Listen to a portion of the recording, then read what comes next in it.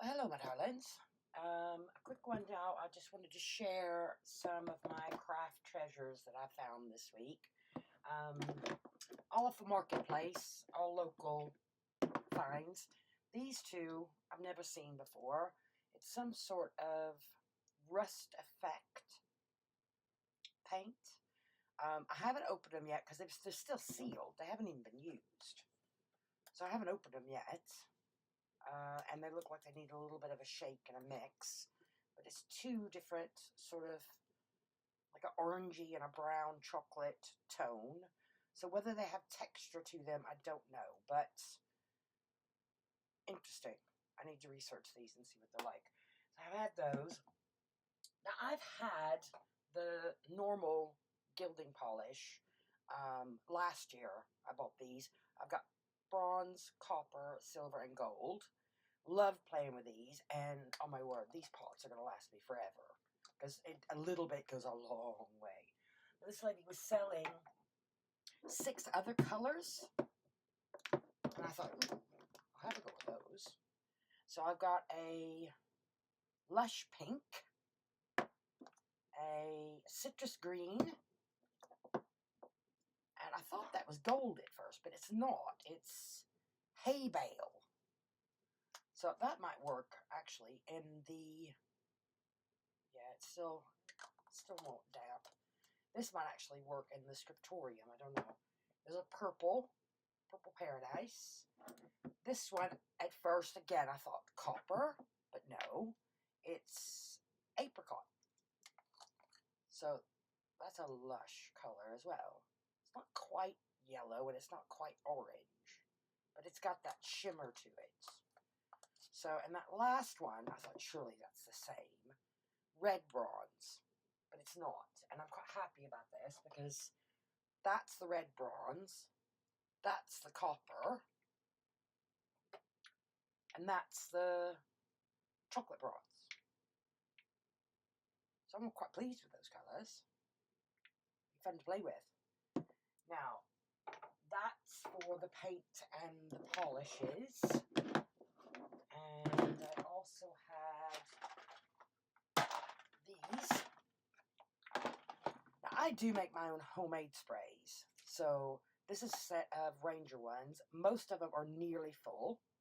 So I've got lemonade, raspberry, seedless preserves, dusty concord, worn lipstick, marmalade, festive berries, and a wilted violet. So some reds and purples and things in there. So something in that range should be happening soon. Now these are all Distress inks. They're all, nearly all of them are full. And quite a few of them still have the cellophane packaging on them. They haven't even been opened. Pardon me. So I've got some reds, purples, quite a few purples and pinks in here, and teals, and there's a sapphire blue. So I'm quite, oh, and a pine needle. So some of these are multiples, but I'm quite pleased with these as well. None of them are dried up. They're all in good shape. And like I said, some of them are still sealed in their original packaging. And I've also had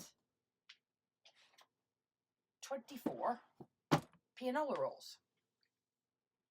I've been searching for pianola roll paper for ages. And so I've got 24 of these rolls now. And I do have a little aside video I'll pop on at the very end of this video. But, I mean, they are gorgeous. I haven't actually unrolled one fully to see how long they are. But I didn't realize they have the words written on them to the music. So I'm very curious to start working with these. Who knows how many feet of this I now have. And the boxes are really sturdy. So they're all very old. And some of them are bigger than others. So that's going to be something to play with and explore what types of things. Because I've seen it used before in other people's videos, but I need to sort of go back because I've never had any to play with before, but I do now. I've got a lot. So there's 24 rolls of that.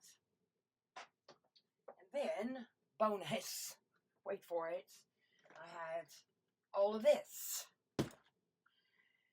Now, this whole bag here, let me move it back a minute. Tray out here. This whole bag is embossing powder and glitter. Right? And at first I thought glitter is going to be like, discount store, children's glitter or glitter from the range. No, it's not. These are all very much crafters brands of glitters. Lots of little pots of embossing powder. The Color Shack, never heard of it. But I'm just a bit taken aback now. I don't know what I'm going to do with it all.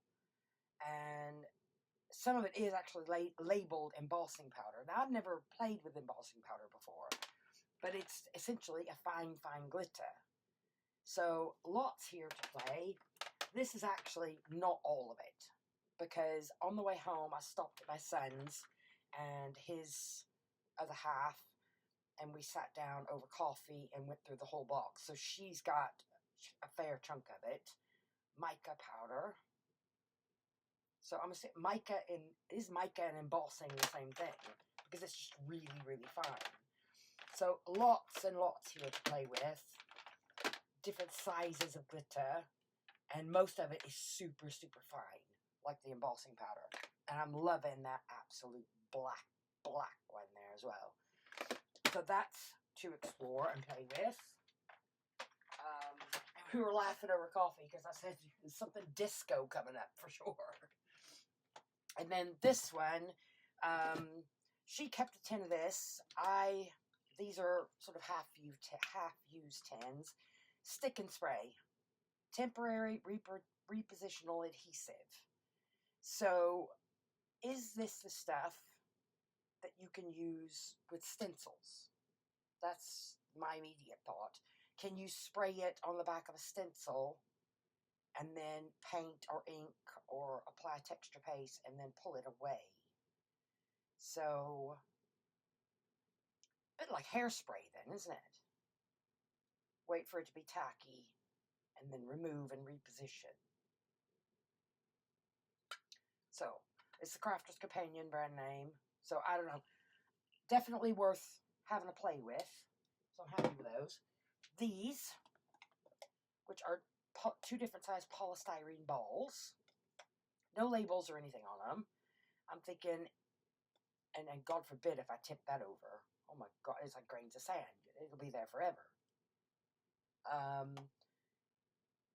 Do you mix these into the texture paste or modeling paste to get texture, build up texture? So definitely this week to play with.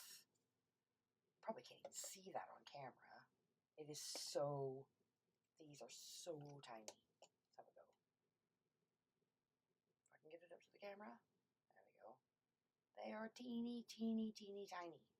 Little polystyrene balls. So there's two of those. We have two of these as well.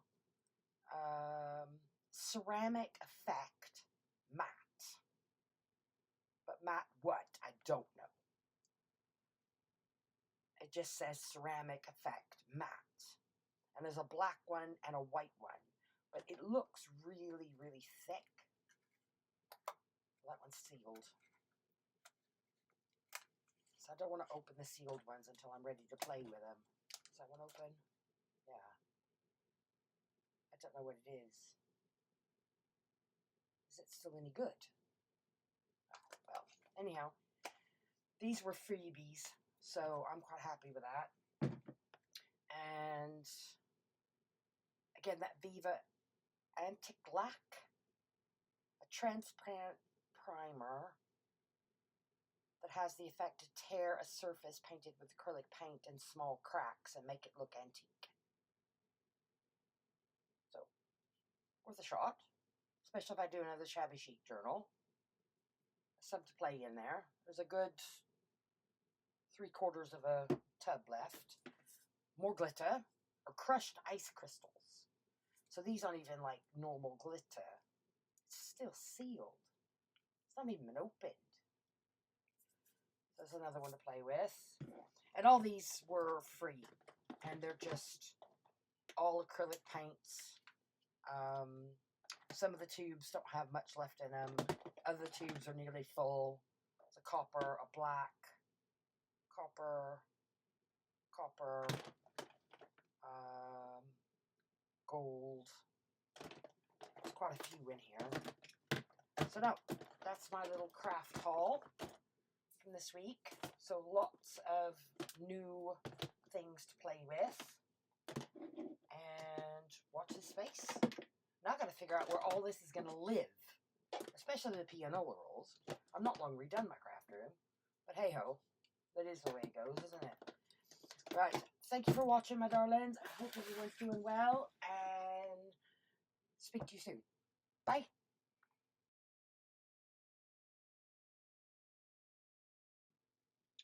Right, hello, my darlings. This is just a quick aside. So I'll run through why I've done this. I've had a treasure hunting find. I've had 24 pianola rolls for like free and cheap and off marketplace. There's a few more missing that the seller said that if they find them, they're going to contact me. So we'll see. The boxes are really sturdy, really sturdy cardboard. So I've never worked with the pianola rolls before. Pardon me.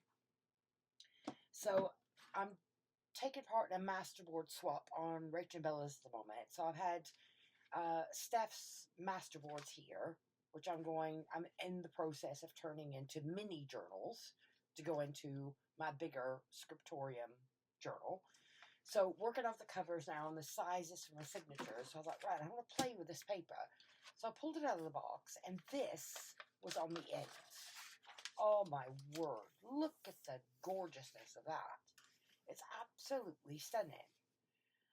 Universal Song Roll. There's no date on them, but there's a little price sticker on several of them for 8D, which is like 8p. So this is, I'm assuming, dating these back to the early 1900s. The paper is so lovely. It's got a bit of a silky feel to the paper. It's thin, but it's not like sewing paper. It's not, I can't really describe it. It's very thin, but not like recycled paper thin. Not like your Amazon. It's like the same weight as your Amazon recycled paper, but new paper. It's got a lovely feel to it. So I was so happy tonight because working on these, I need 11 1/4. I measure my pianola roll, and it's exactly 11 1/4. I was so happy. So no, just a quick share. Has anybody worked with this paper? Do they have any tips, hints on working with the paper? How does it take stamping? I'm assuming it's going to stamp really nice, but we'll see. Either on that side or that side. But even that side's got a little bit of a sheen to it. So I don't know if it's got a sheen because it's old, or it's got a sheen because it's the way the paper was made. And also, has anybody upcycled these spools that they come on? So I've got lots of ideas popping in and out of my head on how to upcycle the spools. And also, does anybody know of any upcycle uses for these boxes?